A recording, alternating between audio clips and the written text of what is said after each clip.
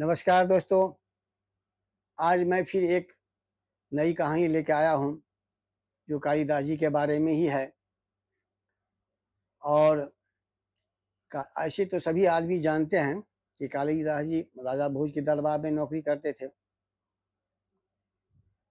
और नई-नई समस्याओं का समाधान भी करवा देते थे उन्होंने। एक समय की बात है, राजा भोज के दिमाग में आया कि ये बहुत सारी कविता बात करते हैं, सब कहानी बनाते हैं, क्यों नहीं मैं इनको पूछता हूँ कि हमारी मरने के बारे में कहानी बनाओ।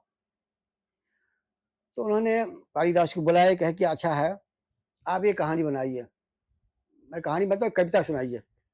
तो कहा सरकार बोलिए, आपकी जो आज्ञा मैं सुनाऊँगा। तो हमारे मरने के ऊपर में ये कविता लिखो आप। तो नहीं सरकार, ऐसा नहीं हो सकता, मैं कि आपका दाना-पानी खाता हूँ, आपका नमक खाया हूँ, आपके मरने के बारे में कैसे लिख सकता हूँ मैं कुछ? तो राजा भोज क बहुत रिक्वेस्ट करने लगे, नहीं कोई बात नहीं, आप हमारे मरने के बारे में कोई सुनाओ कुछ। तो बराबर कहने के बाद भी कालिदास जी ने मना कर दिया कि नहीं, नहीं, ऐसा नहीं हो सकता, मैं आपके मरने के बारे में कुछ नहीं बता सकता हूँ। इस पर राजा भोज गुस्सा हो गए और उनको कहे ठीक है, अगर नहीं कर सकते हैं तो आप हमारे राज्य से आप चले जाइए। कहा ठीक है, वो मंजूर है, मैं चले जाऊँगा। फिर उन्होंने राजा भोज के दरबार को छोड़ के निकल गए।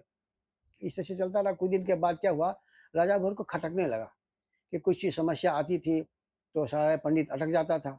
लेकिन कालिदास उस समय फटाफट 2 मिनट में बता देते थे। तो सबको कहने लगे, एक काम करो, उनको ढूँढ के लाओ, कहाँ ज जहाँ भी हैं थोड़ा ढूँढ के लाओ। अब यह सभी ढूँढने गए, कभी नहीं, कोई नहीं मिला कहीं पर। तो राजा भोज ने कहा कि चलो कोई बात नहीं, मैं ही केवल चल के देखता हूँ कि राजा भोज इसका कालिदास कहाँ पर है। तो राजा भोज ने क्या किया, अपने गेरुआ वस्त्र धारण किए, अपने मुरेठा पहन लिए, अपना भेष बदल के चले गए निकलने के लिए। जाते-जाते कुछ दिन गए तो एक दूसरे गाँव में देखते हैं क्या, सुबह का वक़्त था, कालिदास तालाब से स्नान करके, लोटा में जल भर के और निकल के आ रहे हैं। तो ये तो दूसरे रूप में थे, तो उन्होंने कालिदास जी ने इनको तो पहचाना नहीं, लेकिन इन्होंने कालिदास को पहचान लिया, यही कालिदास है। तो जाकर जब कालिदास के नज़दीक में गए, तो राजा भोज कहते हैं, "प्रणाम।" तो उनको ऐसे उत्तर में उन्होंने कहा प्रणाम। तो कालिदास का ये था कि किसी आदमी को देखते थे, अगर कोई टोक देता था, तो उनसे बातचीत करने लगते थे। कहते अच्छा, अच्छा, आप कहाँ से आए हैं? तो कहा कि मैं राजा ये भोज नगरी से आया हूँ।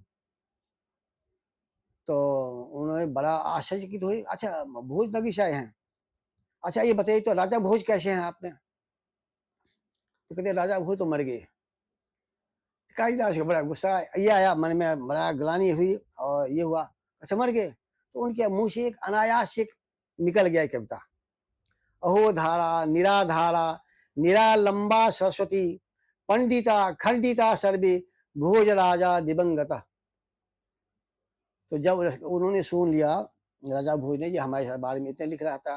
अहो धारा माने ये धारा जो है धरती है, निराधारा माने निराधार हो गया, पंडिता खंडिता सर्वे, जो पंडित को आश्रय देते थे वो खंडित हो गए, भोज राजा दिवंगत, कब, जबकि राजा भोज मर गए।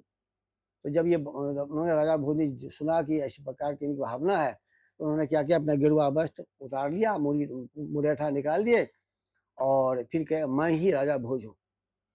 तब उन्होंने उनका पाँव पकड़ के, नहीं, नहीं सरकार, हमसे गलती हो गई, ये मैं नहीं लिया। अब कविता ये ऐसे प्रकार का है, अहो धारा सदा लंबा सरस्वती पंडिता मंडिता सर्वे भोज राजा भुवंगता। पहले कहते अहो धारा निराधारा, इस बार कहते अहो धारा सदा धारा, कहते पंडिता खंडिता सर्वे, इस बार कहते पंडिता मंडिता सर्वे। तो इस उस बार फिर पहले बार बोले हैं जो भुवंगतः दिवंगतः, इस बार बोले भुवंगतः। तो राजा भोज बहुत खुशी हो गई, उन गले से लगा लिए, कहते चलो हमारे साथ चलो। फिर उनको पकड़ के जो अपने साथ ले आए, फिर वो धारा नगरी में चले गए। हाँ, तो इस तरह से आपने देखा होगा कालिदास में कितनी प्रतिबद्धता थी, जो एक ही सेकंड में उन्होंने अपने भाव को ही प्रकट कर बदल देते हैं, अपने कहानी को ही चेंज कर देते हैं।